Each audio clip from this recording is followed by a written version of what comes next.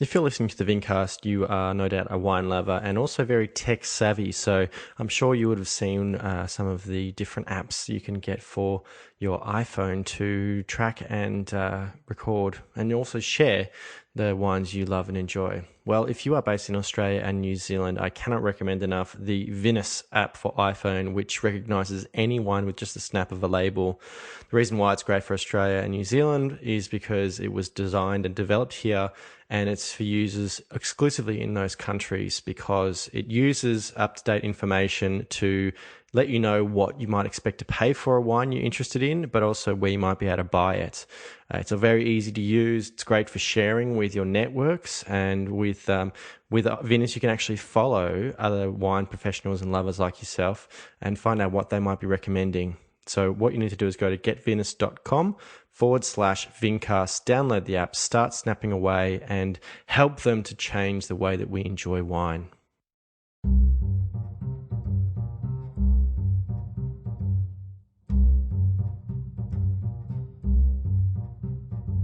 Hello there, Vincasters, and welcome back to another episode of the Vincast. My name is James Guestbrook, otherwise known as the Intrepid Wino, and it is episode 40.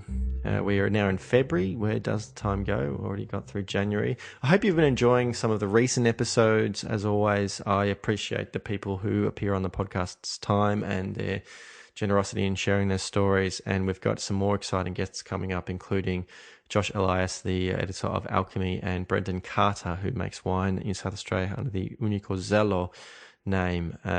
Just before we start this week's episode, I just wanted to do a few quick shout outs. Of course, it's always great to hear from people in support of the podcast with feedback, that kind of thing. So just wanted to thank Vineyard Paul, Mitchell Harris Wines, Vale Crew, John Pfister, Alfonso Chevala, Hawk Waka Waka, and Jonathan Brook, as always.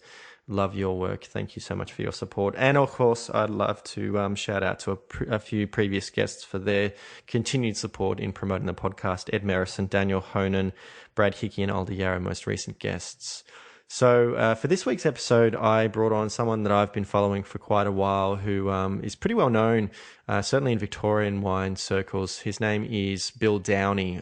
You may be familiar with his pinot noirs from around different parts of Victoria, but also his wine that he makes in the Yarra Valley, 1,000 Candles. So Bill came on, talked a little bit about his story, and we finished up discussing an upcoming event as part of the Melbourne Food and Wine Festival, which is the Highway 1 Street Party, so stay tuned for that.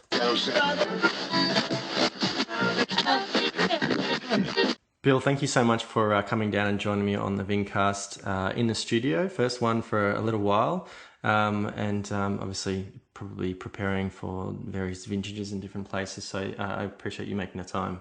My pleasure.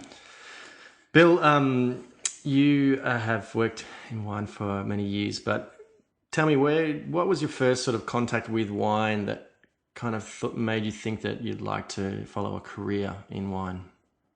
My parents always drank wine. Yep. Not like we were very much working class, so when I was really young, there wasn't much money, and they didn't buy wine very often. But I certainly remember one particular occasion when I was really very young, my dad ordering a case of wine. I think it was a Mildara wine. It was the first time I ever remember my dad ordering a whole case of wine and my mum being slightly horrified by it. But like from the winery? Yeah. Oh, wow.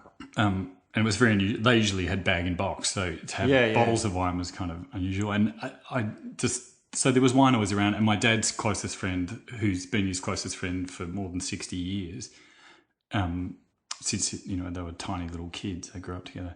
He has always been a great wine collector and has of Australian wine particularly, but has Magnums No. 1 and 2 of Mount Mary Quintet. And no way! Since they started bottling him and his collection goes well back into the 70s from lots of different,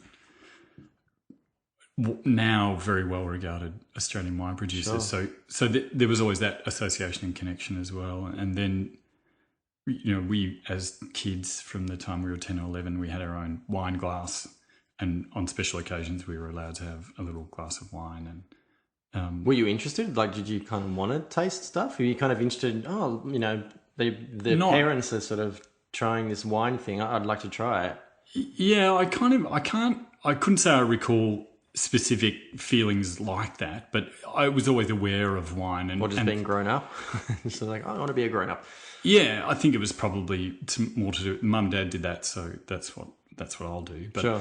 later on, in my late teens, started to become much more interested, and more of my dad's friends were more and more interested in wine, and as was my father, or my parents, as they kind of started to have a bit more money and became more interested in food and wine generally.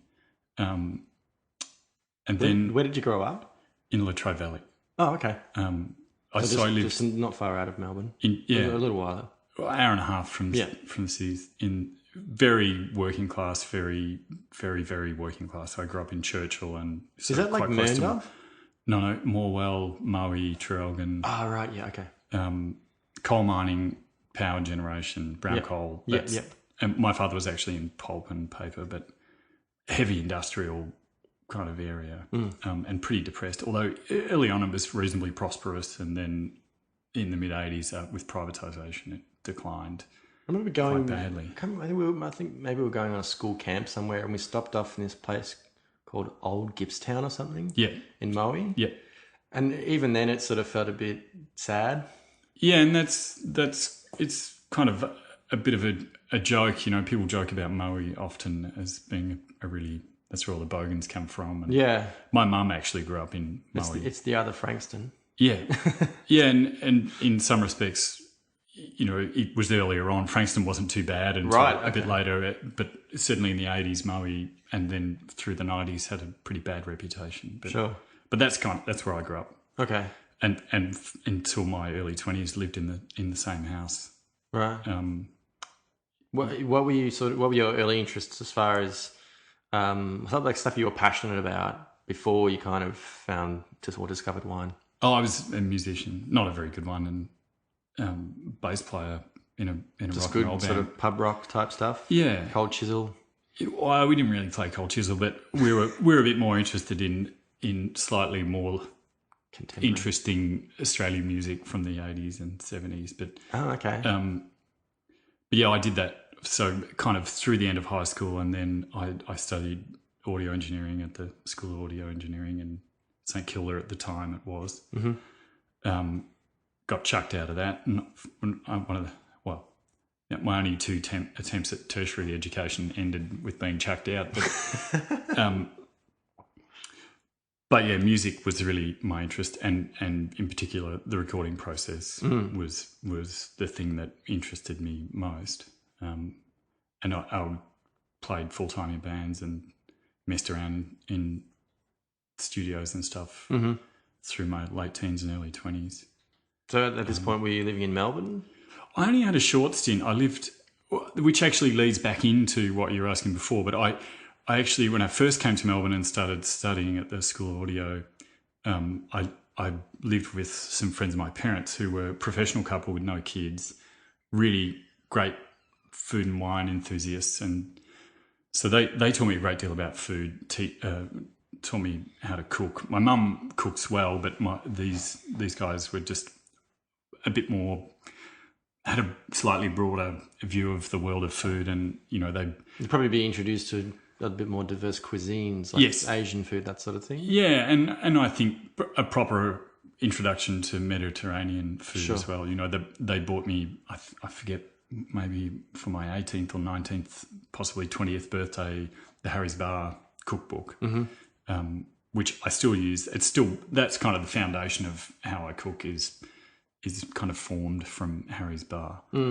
And they also had more disposable income and were interested in wine. But that was the only stint I really had in Melbourne. And then I lived in an apartment in St Kilda in Carlisle Street for about 6 or 9 months or something, and then I moved back to Latrobe Valley. So I probably spent all up a year, bit over a year maybe, living in Melbourne. And then what sort of guided you on that path towards wine?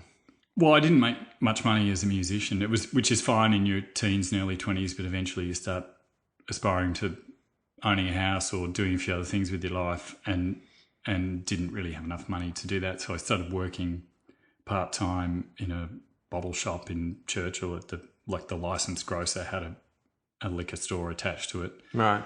So I started working part-time there and then worked a bit more and more and more. And the owner of the store, who I'd known it was my first part-time job when I was old enough to get a part-time job at 15 and 9 months, was packing shelves in their supermarket. So I'd kind of gone and left about 5 times working for this family that owned the supermarket. And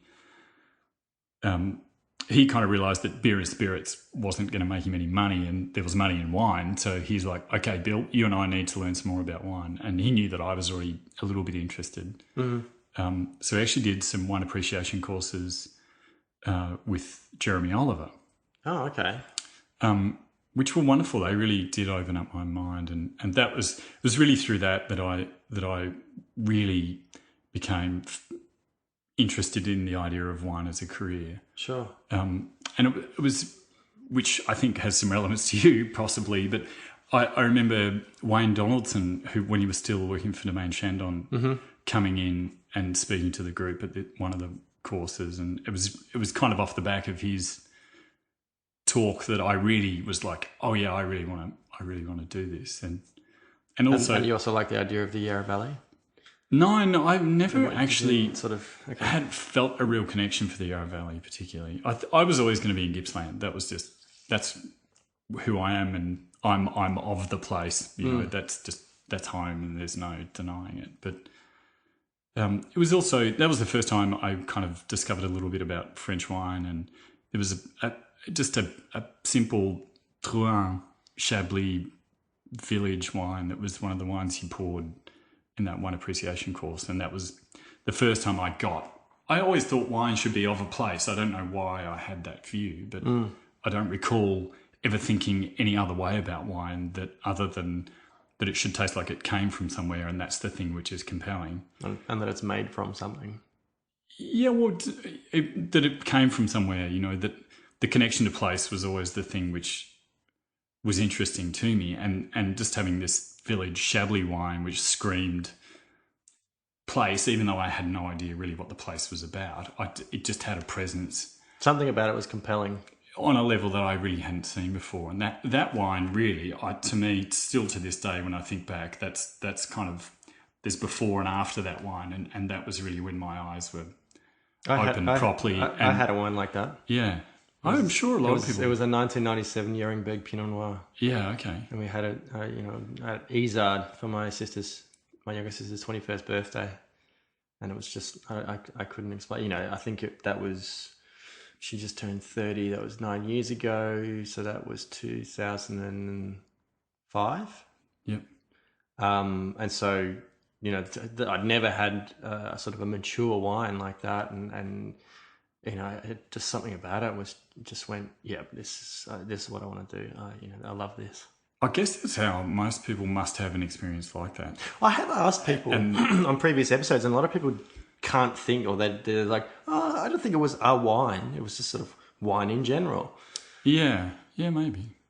But I guess I know a few people who've had similar experiences. Anyway, sure. But that was mine, and then I really knew.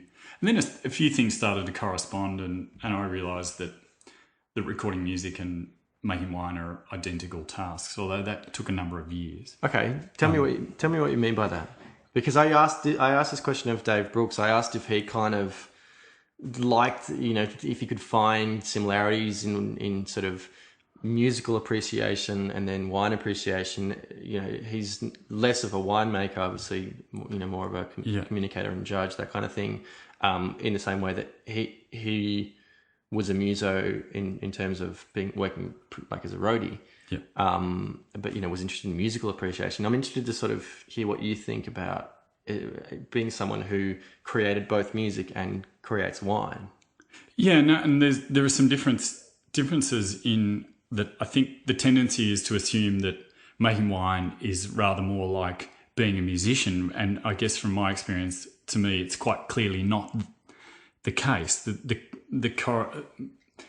The comparison is between the recording of music and the making of wine. The creation of the music itself is rather like, you know, if there's art in wine, it's nature which is the artist, not the winemaker. Or so when what you're talking about is in the way that you capture music Yes. and basically put it onto a recorded form is the same way that you capture nature and put it into a bottle. Exactly. Okay. The thought process, the thinking to me is there just isn't any difference. And when I finally went to work in wine properly, and I would hear people debating things back and forth and discussing ideas about how to go about making wine, and I was like, well, isn't it perfectly obvious to you that you would go about it in this way? Sure. And realised that was really because of that experience of learning about recording music and what you're trying to achieve, capturing the truth of a point in time, a place and a point in time is what you're doing in music. The performance of the musicians and the sound of their instruments and the sound of the room that you're working in, and trying to get that in its most pure form, in the most truthful way, to allow somebody who's not in that space at that point in time to relive the experience of being there is what you're trying to do in music. And same in wine, you're trying to transport somebody to another place at a different point in time. But I also looked at it, and this is sort of what I talked about with Dave, in the same way that two different people can listen to one piece of music and have different emotions because they're drawing on different experiences and different influences. In the same way that two people can have the same wine and appreciate it in different ways because they have totally different journeys to get to that one point. Yep.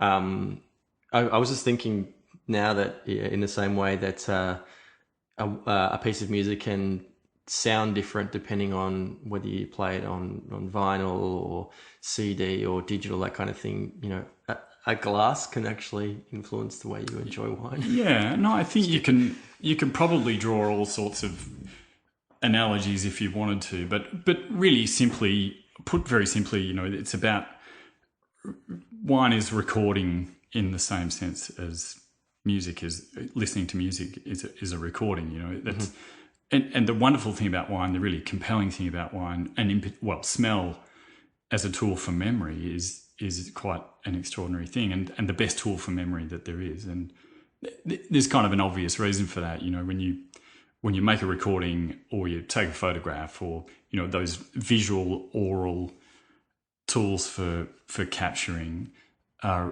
pretty rudimentary, really, and they're only kind of the most rough approximations. Yeah. Where smell is much more physical. You have to physically re-smell something in order to relive the experience. So it's far more evocative because it's a much more physical interaction with whatever it is. And I think it's why, people's most evocative memories of early life in particular are prompted by smells. The smell of their grandmother's perfume or that unique smell that Freshly everybody's house has, or mown grass. There are lots and lots of things like that. And wine does that in the most extraordinary way. I had a period of being really into old wine, 70, 80, 100-year-old wine. And me and a few friends would spend stupid amounts of money buying old Burgundies. And wow. And part of what made that so compelling was the fact that it was almost like time travel, going back to the 20s or 30s and physically reliving that experience of that wine in the glass and smelling it is really like going back in time and thinking about the people that would have been involved in the process of making that wine are long dead, but you're still physically able to relive the experience that they had. And that's what I find really very, very compelling about wine. How did you eventually kind of enter sort of the workforce, I guess, for wine, or in terms of being a winemaker?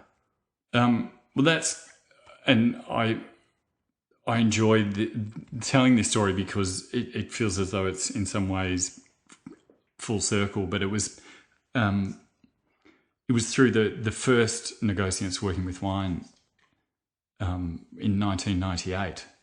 I was working in the little bottle shop down in Yarra Valley, and the guy who was the Chateau Yaldara rep at the time, the guy Baylor Rice, who he ended up working for Domain Wine Shippers, and really lovely guy. He but like one of those old school wine reps. Oh, he was not old school. He worked for an old school company, but he was reasonably progressive. He would come in and I would place my order for flagons of cream sherry, and we would talk about things entirely unrelated to cream sherry. But he came in one day and said, "Have you seen this? You should enter. You should have a go." And I was like, "Oh, maybe I will." And it was the last day to submit an application, so I did and went along to the little tasting exam that I don't know if they still do it, but you had to sit. There were 4 wines in front of you and you had to write a tasting note on each one before you could go along to the seminars. Oh, okay. I don't know if they still do it. I don't think way. that component's done because, it's probably logistically a little bit more difficult.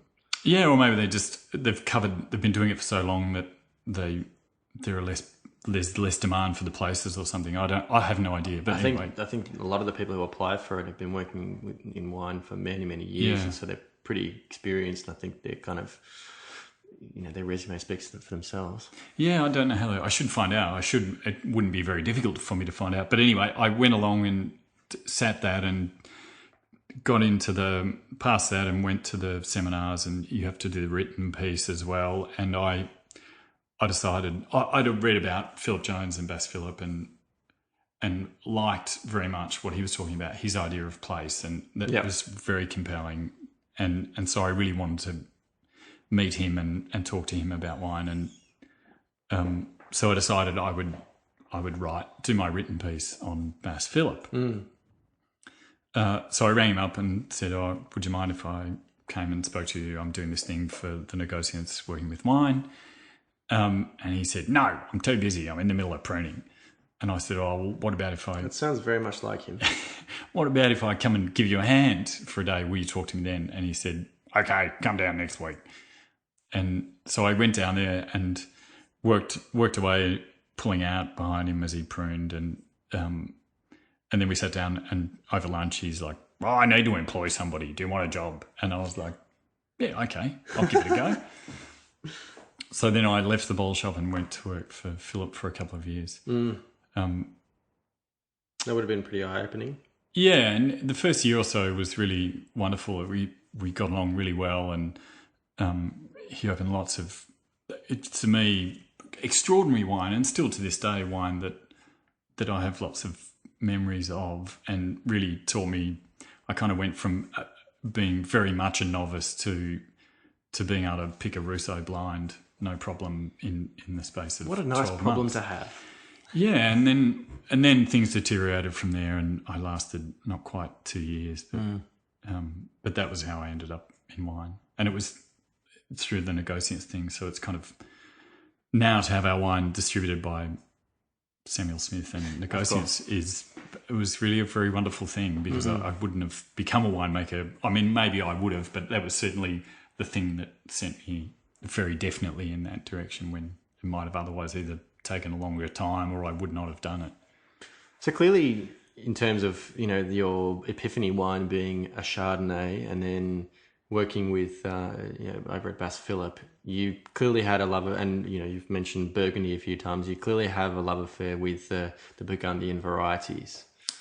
No, not at all. You don't? No, I'm interested in the places, but the varieties of no interest whatsoever. Okay. How did you end up in the Yarra Valley? Well, when I went to leave, Philip and I sat down, and we pretty much agreed that there was no future for me working for him. And so he said, "So what are you going to do now?" And I said, "Oh, well, I'm really enjoying being in wine. I would like to continue to try and pursue a career as a winemaker." Mm-hmm. And so I just sent some resumes out. His response was, "Bill, you have a very low aptitude for winemaking, and you should consider another career path." But I sent some resumes out, and I guess it was in early enough days that there were a few jobs in the offing, and there were just Salahan positions, but one was at Red Hill Estate, and then the other was to Borderley, and I don't recall exactly why I chose to Borderley. I think I thought it was bigger, so I'd done really small. Maybe I should try, and I clearly wasn't suited to that, so maybe I'll try the other extreme, go to the biggest place I can and see whether I find a better home there. And how was it working under Steve? It was great. I've complained about it many times, and I feel like I should stop doing that, because actually it was really an extremely fulfilling experience, and I learned an enormous amount. And Steve and I'll never work in that capacity with someone ever again. I'm quite sure. I really feel like we went on a bit of a journey together of kind of discovery, and it was really quite special, actually. And Steve's not always the easiest guy to work for, but we had a really quite an intense period of 4 or 5 years of really, I think both of us are different as a result of that. I'm not saying he's different as a result of me. I'm just saying that as a result of discovering some wines together, and having, we went and made some wine in Burgundy together, and I think we both learned an enormous amount through that period together, not him from me or me from him necessarily, but we just went on a kind of concurrent exploration. And I certainly wouldn't be where I am or doing what I'm doing now were it not for that experience and the help that they gave me to get started with our own label, which they very definitely did. Now, I know that I think I first got introduced to you as a winemaker when I was still working at Domaine Chandon in the Yarra Valley. And then when I left there in 2010 and I started working in independent retail, I remember the Bordelais rep coming in and sort of introducing me to some other wines. I'm not sure, when did you leave to Bordelais? End of 2007. Okay. Because, I'd known that you were kind of involved with some of the sort of side projects for de Bordelais. No? Only in Burgundy. We made not wine. The fire stuff? Oh, kind of, yeah. I mean, that was all made at de Bordelais. Yeah. And that was a project that I was quite passionate about, and a vineyard that I have been passionate about, but had a fraught relationship. I seem to remember, the fire wines getting kind of launched when I was still. I think 05 was probably, or maybe even 04 might have been the first vintage of fire. First vintage, yeah. But certainly the 05s were the first kind of serious. Yeah, I started working at Chandon in 2006, so I think the first vintage got released around about then. Yeah, when I was in the cellar door, and I sort of looked at these bottles and went, that's very striking. And I think that's possibly where I first heard your name. But having kind of worked in a number of different sort of regions in Victoria, that kind of led you to making some Pinot Noirs from different parts of the state, different vineyards, and then that kind of really got your name out there a lot more. Yeah, and so in some ways that kind of happened by accident, and some ways it was inevitable. There was probably nothing else that I was going to do. But the first wines, we started bottling wine under the William Downie label from the 2003 vintage, even though I wasn't based in Australia at that time. Okay. And it was just Yarra. And then I kind of knew that I was probably going to leave to Bordelais at some point, and there was a bit of tension kind of creeping in between Steve and I wasn't sure how it was going to play out, and I thought, if things go badly, I don't know what Steve's reaction will be. I probably want to hedge my bets here, so I need to make some other wine. So in 2006, I thought I'll make some wine somewhere else just in case things go badly, and I don't want to be left without any wine. And I thought, I can't make another Yarra wine, because then if I don't leave, then all of a sudden I'll have 2 Yarra wines and that'll look a bit awkward. It kind of, I don't know how that's going to play out. So I thought, you know what, I should start to explore some other regions. So I actually made some Mornington wine at James Lance's place in 2006, and that was kind of the beginning of. So it was Mornington, but it was made in a part of the Yarra Valley. Yeah. Right. Okay. And then I didn't leave and ended up making another Mornington wine in 2007, and then did leave after that. But actually, and in 2007 made the first Gippsland wine, which was smoke affected, and we didn't release it. But so it kind of happened by accident that we started making wine from other regions. But it was also something that I had wanted to make wine of place. By that point, we'd already stopped putting a grape variety on the label. The wines were only labelled, even in 2005, it just said Yarra Valley 2005. It didn't say Pinot Noir anywhere on the label. And so the wines are always about place and exploration of place, and it seemed very logical to do, rather than trying to divvy up the Yarra Valley, which has been done very successfully by other people. I felt, and probably still feel to this day, that's a degree of sophistication which is beyond most people who buy and drink wine, and probably most people who are wine professionals even. I don't think we have a deep enough connection to place or understanding of place yet in Australian wine to really start to have a sophisticated conversation about single vineyard wine. People turn up at a vineyard already knowing what kind of wine they're going to make. So just because it comes from one spot doesn't make it a wine of place. I think there are separate things going on there. But I thought to do kind of macro level descriptions was probably the place to start. Did you have a different approach for each site, or did you kind of want to do it the same way and really allow the site to speak as clearly as possible? Yeah, no, I don't really believe in winemaking anyway. I think most of it's bullshit, and the less you do, the better the wine. So I've never been someone who was particularly concerned with minor manipulation of the process to modify the style, or, that really doesn't interest me at all. I mostly have been trying to figure out how to stop doing things, not introduce things to make it more sophisticated. You haven't done any winemaking studies? That was my other tertiary education that I got chucked out of. I did 3 years, or not quite 3 years, at Charles. By correspondence? Yeah. Right, okay. Yeah, but then I'd moved to France and just never quite got around to going back. And eventually I said, if you don't come back, then you can't continue your studies. So I was like, oh, well, I don't think I'll bother then. Wine studies or France? By that point I think I was back in Australia, but I was in the senior winemaking role at Bordelais, and so there were, in theory anyway, I'm not into hierarchy, but there were, in theory, a whole bunch of people reporting to me who had university degrees, and I didn't. So I thought maybe I don't need to worry about this too much. Yeah, well, it's largely on the job. You didn't, like, in terms of what you were learning whilst you were still studying it, did you really learn that much? Some bits and pieces of not.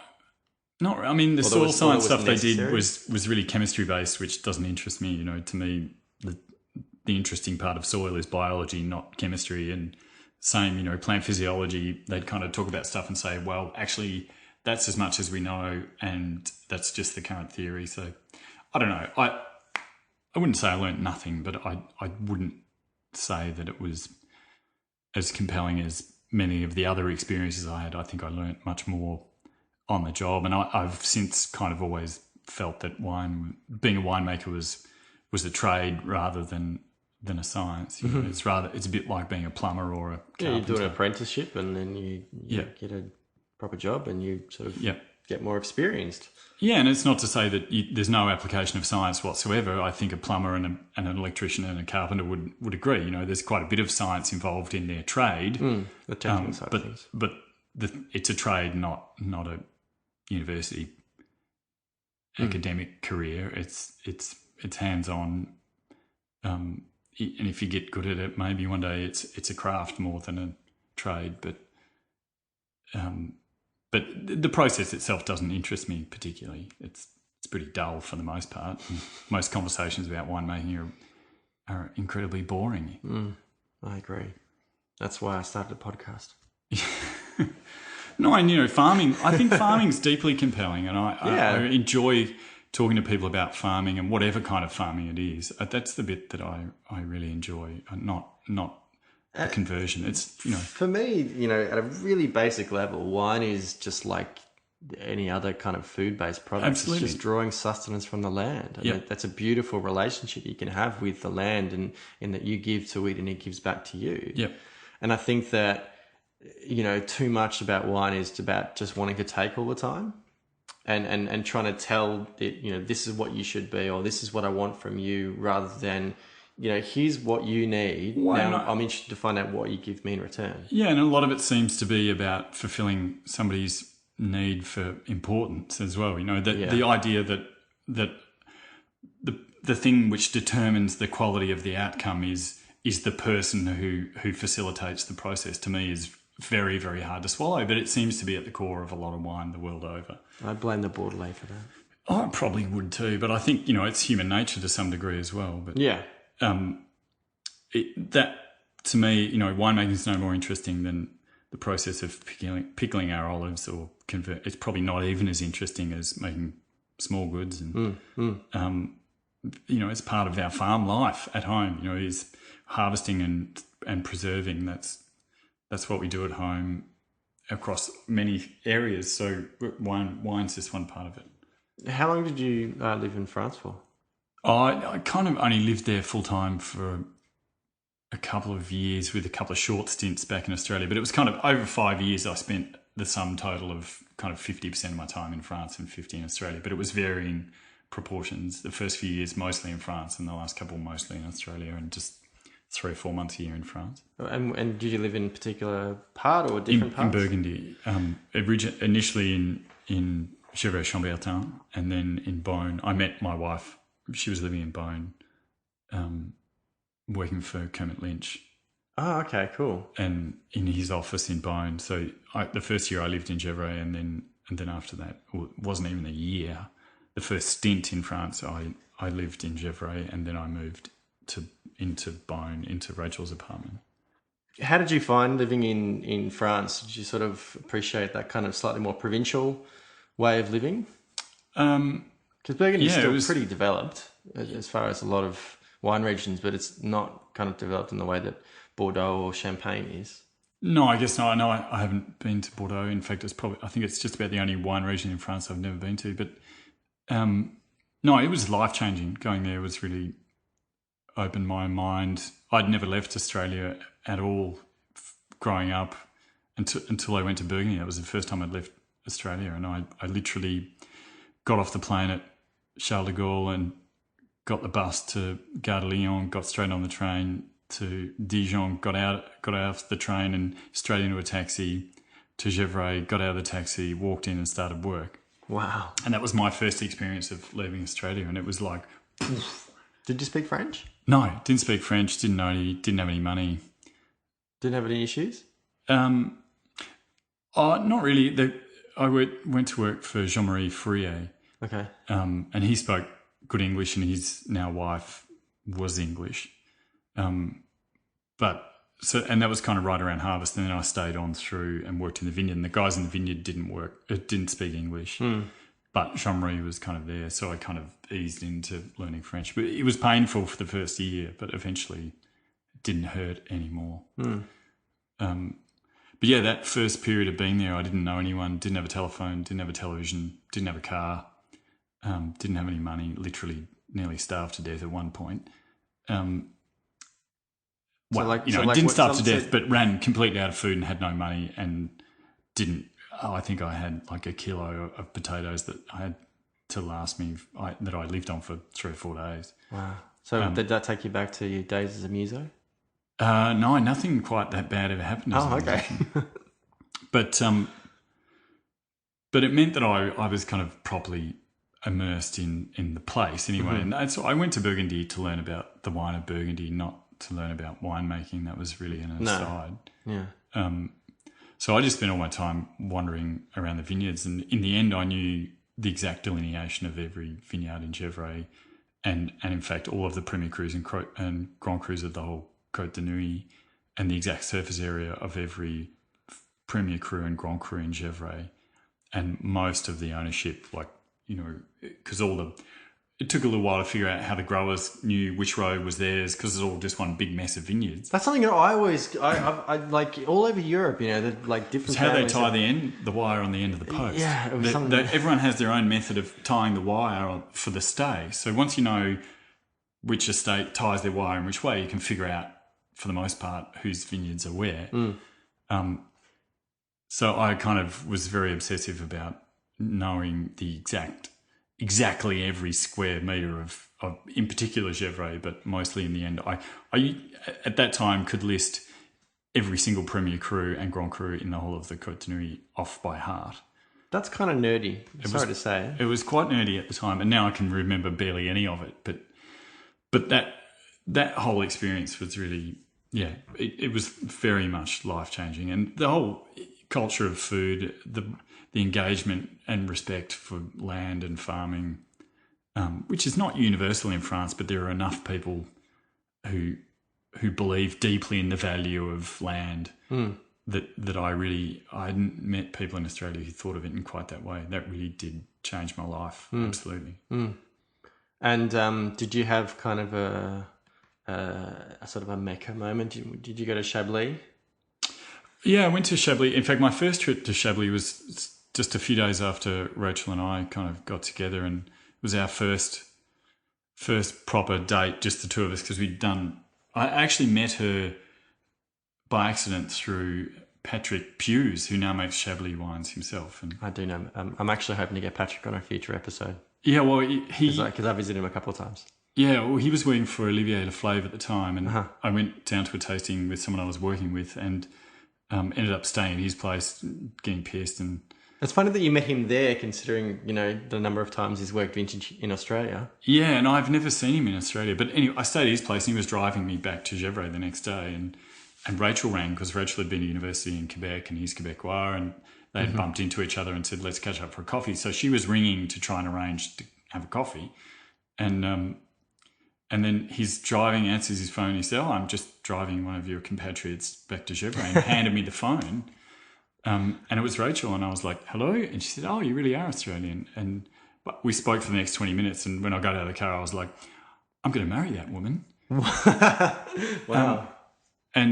And so we only met in person about a week later when Jamshed Gary Mills came to town, and she sent me a fax, because that's, still at that time how most people they probably still do in Burgundy communicated, and I didn't have a phone. So she sent a fax and said, I've got some Australian friends coming to town on Friday. Would you like to catch up for a drink? So I went, and we kind of did a few things together. Went to Lyon for the weekend with Gary and his mates and a couple other people. And then, Rachel and I ended up kind of hitting it off, and she took me to Chablis a couple of weeks later on our first proper date, just the two of us. And she had arranged, because she's friends with Bernard Ravenot. So that was my introduction to Chablis, was going there and tasting with Rachel and Bernard Ravenot.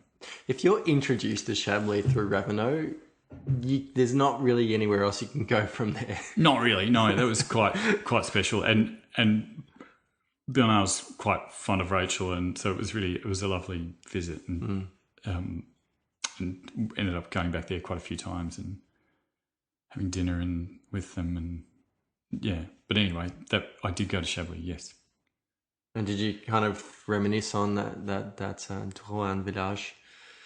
I don't recall. I probably would have at the time, but it was all just so much of it everything was new. I'd never been anywhere like that, and it was winter. We drove up through one of the frosts in. The whole place is white, all the trees are white, and I'd never seen anything like that in my whole life. Yeah.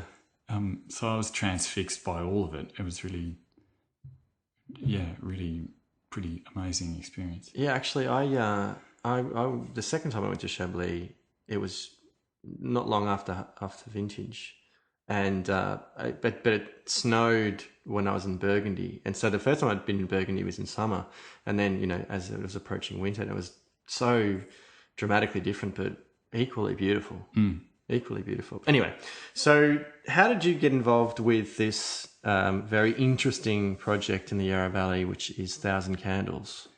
That was just one of those kind of coincidences that come along every now and then. But basically, there was a couple of guys who knew nothing about or little about wine were asked by a wealthy investor to set up a wine project, basically, along with other things. The guy had a pool of funds he wanted to invest in Australia, passionate about wines. The priority one was a wine project.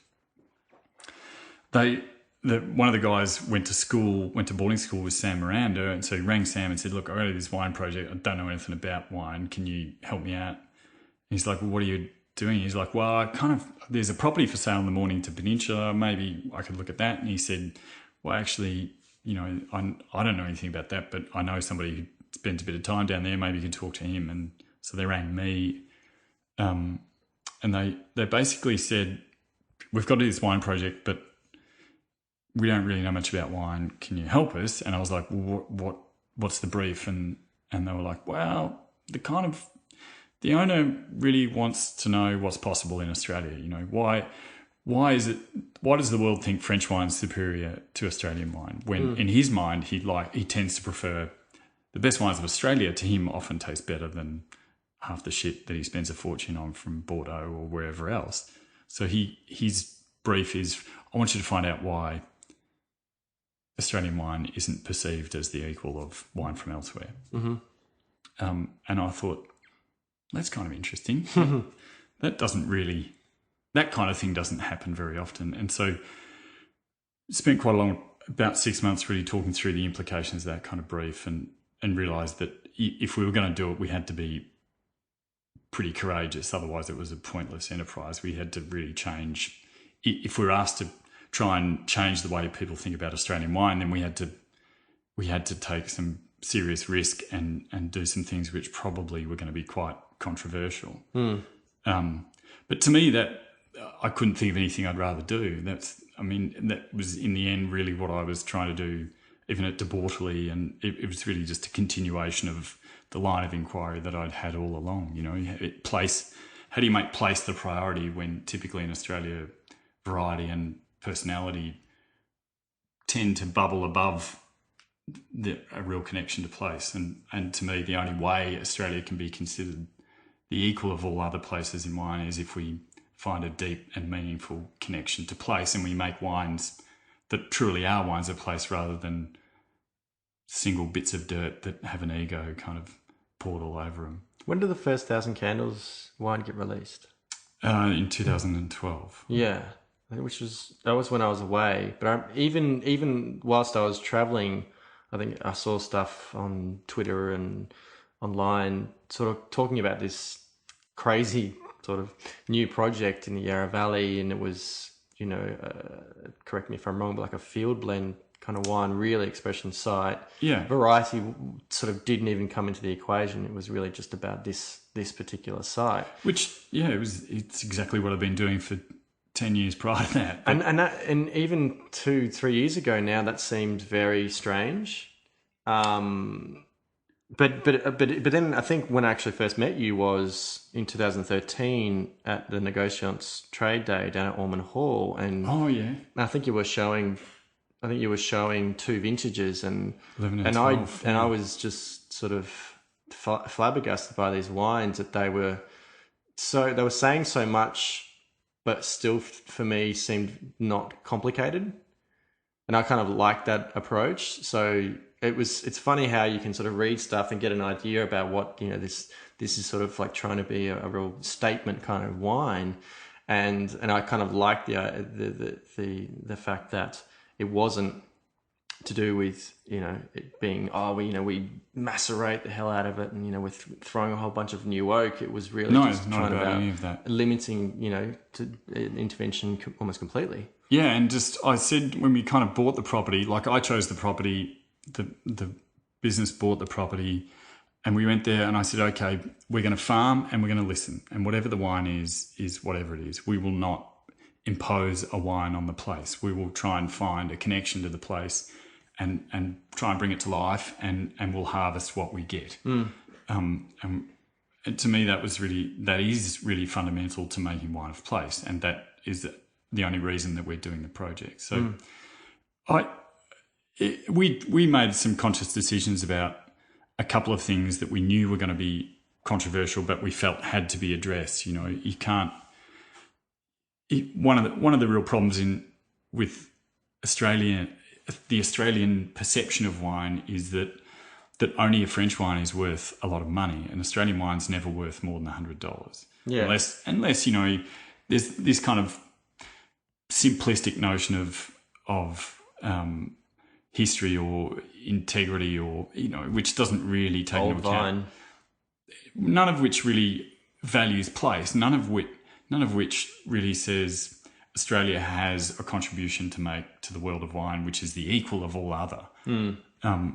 So we intentionally said from the outset, well, apart from the simple fact that the wine had to be expensive, or we just couldn't afford to do it. You know, to work to the standard that we want to work to, you have to be small, and then it's very costly. So the wine had to be expensive, and so we said, no, Australia doesn't have a future unless we make more wines which are priced like wine from elsewhere. Absolutely. You need only look around the wine regions and see all the wineries that lose money and all the people who've invested huge amounts of money and who can't make a profit. We felt that if we went out there and we took the hit, then that was actually going to create a whole bunch of opportunity for other people to sell wine for more money. Sure. And if we kind of had to sacrifice ourselves to the hordes in order to create that opportunity, and I'm not saying we actually did that in the end, but what I'm saying is we were happy to take that risk in order to create opportunities for more wine to aspire to that level. And that's part of changing what Australian wine, or the perception of Australian wine. If there's more people out there saying, yeah, my wine's worth $200 or $250 or $150, then having that confidence to say this place is of that much value is a big part of changing the way the rest of the world views Australian wine, particularly if it comes from more diverse places than what it currently does. I find it so interesting that, the governing bodies, it's not called Wine Australia anymore, is it? It's something else. Keep talking about that, we need to be sort of selling wine that, is more value oriented rather than volume oriented. And yet they're not doing anything about it. Well, and moreover, some people within that organisation were quite vocally, publicly scathing of our enterprise and our options for pricing. It's ironic. I think that's a nice way of putting it. Yeah, look, I don't really care. I mean, we knew that we were going to cop some shit and we were quite happy to do that. I think that doesn't happen quite often enough in wine in Australia. I think we tend to be excessively conservative in many aspects of what we do, and we were quite happy to be controversial in order to help create some additional space. And we're far from the only ones doing it, but we thought there were some issues that hadn't really been tackled, and some of them are really only an aside. Pricing isn't that important, but it was still something that needed to be tackled. To me, what we don't see enough of is genuine connection to place, and even amongst the new wave of really wonderful wines that are being made that I enjoy very, very much, they're still not necessarily wines of place in the sense that I think they ought to be. It's coming. It's not very far away, but we're not there yet. We still spend too much time focusing on variety and not enough time focusing on farming and cultural connection to place. So what's what have you been up to more recently? What's kind of the next thing that's happening with Bill Downie? Hopefully not too much. I really don't. I feel like I've done as many kind of big things as I really want to do. I want to from here have a slightly simpler life, and we're nearly. I think we're in danger of actually making some wine from our own vineyard this year. And when you say your own, you're talking about on the farm? At the farm in West Gippsland. Okay. So that vineyard's now coming into its seventh season, dry grown. Our low density plantings are at 10,000 vines per hectare, all the way up to 20,000 vines per hectare. And, we've worked as much as possible with our horse, who unfortunately passed away in June. So we're horseless at the minute, but that whole task of developing that and working on that's been the most rewarding. Well, the farm more broadly, but that's really where our attention is mostly focused at the moment, is trying to make some wine from there that we're comfortable with. That's exciting. Yeah, it's been a long time coming. I looked at that bit of dirt for 10 years before we actually bought it, and we bought it 8 years ago. So by the time we actually sell some wine from there, it's probably going to be pushing towards 20 years of wanting to do it from that specific piece of dirt. But in the meantime, what sort of wines have you got out in the market that people can purchase and have a try as they listen to this episode? Well, there's, I guess, the three William Downie wines, Mornington, Yarra, Gippsland. 13's still around a bit, I think, and then 14 release of that is 1st of May. We're on the 2013 1,000 Candles, which is that's the first wine I feel like I've bottled and thought really started to get to the crux of things. It tastes like it came from somewhere. It's properly savoury. to me is a wine of interest, more so than probably anything I've done before. And then we have our kind of joint venture with a friend of mine, Jason, that makes bistro kind of wine under the Save Our Souls label, Sagrantino, Sangiovese. Sagrantino? Yeah, from Chalmers. And awesome. It tastes nothing at all like Sagrantino would if it came from Umbria, but it's kind of like super floral Beaujolais and quite pale in colour and quite good fun, and bottled with only about 20 parts total. Sagrantino Nouveau. Yeah, it kind of is. And although most of those wines are low, like maximum 30 parts total sulphur. Yeah. And they're a bit of fun. They're not very serious, but quite good fun. And obviously we're approaching a busy time of the year. Not only have you obviously got vintage, and I'm sure you're going to be doing a fair bit of driving around, but I think you're involved with one of the events which is happening at the Melbourne Food and Wine Festival. Yeah, the Highway 1 street party at the convent, which Pat Sullivan and Campbell Burton are putting together. That looks fantastic. Dave Pink coming from Singapore is pretty exciting. That's probably big deal. That's a hell of a big deal. He's a bit of a genius.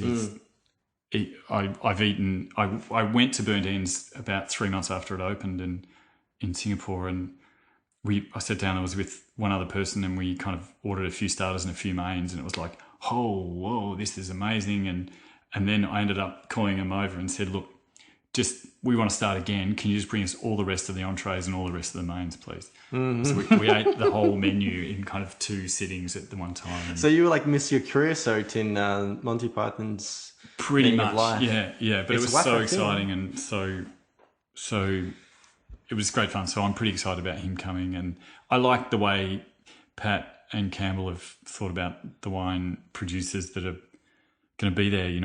They're kind of avoiding pigeonholes and just saying, look, we want to pour some wine that we think tastes really good, and it's made by people who really care about what they do. So. For me, it's a very exciting time, particularly in terms of Victorian wine. There's some really exceptional stuff, and in some cases coming from places you wouldn't immediately think of. And I think, West Gippsland is somewhere that people wouldn't necessarily think of as far as wine. No, and there's not much there, but Pat and his wife Megan have just bought a farm down the road from us and planting a little vineyard on a pretty exciting bit of hillside there. But yeah, the guy, John, I think his name's John, I can't remember now, I'm trying to blank, but from McAllister, who's a legend and who's made some of the most extraordinary Bordeaux, kind of classic Bordeaux style wines that probably have ever been made in this country, but nobody really bothers to think about anymore. They were well regarded in the 80s, but since then, or in the early 90s, but nobody talks about them anymore, but they're quite amazing. Well, I'm excited to sort of see what is potentially coming out of your vineyard and Patrick's vineyard, and I certainly urge everyone to jump online and secure some tickets to the Highway 1. I think it's probably going to sell out pretty quickly. Yeah, I think so. The foods, and Dave Moyle's coming up, and Josh from Builders / Moon Underwater. Those guys are on the pans. If you want to come to a food and wine event where not only all the patrons but a fair amount of the exhibitors very much bearded variety, I highly recommend coming along. There's going to be some great food and wine as well, of course. But thank you so much for joining me today, Bill. My pleasure. Can you want people following you on social media? I'm not sure if you. I don't really care. If they're interested, yeah, but I wouldn't be offended if they weren't at all interested. Guys, just seek him out, send him an email, get his phone number, call him, and just say hello and tell him you enjoyed the podcast. But thank you very much, and I look forward to catching up again soon. Pleasure. Thanks again, guys, for listening to another episode of the Vincast. I hope you enjoyed it. Definitely check out the Highway 1 Street Party. You can find that on Google. That's on the 7th of March at the Abbotsford Convent. You can follow me on Instagram and Twitter at IntrepidWino. You can follow the podcast on Twitter at the Vincast. Find me on Facebook, facebook.com/IntrepidWino. And at intrepidwino.com, you can find all of the episodes of the podcast as well as different writings that I've done in the past few years. Subscribe to the podcast on iTunes, Stitcher, or Player FM and get them as soon as they go up. And whilst you're there, please do leave me a rating and review. It does help me out a lot. Got lots of great guests coming up, so stay tuned. And until next time, bye.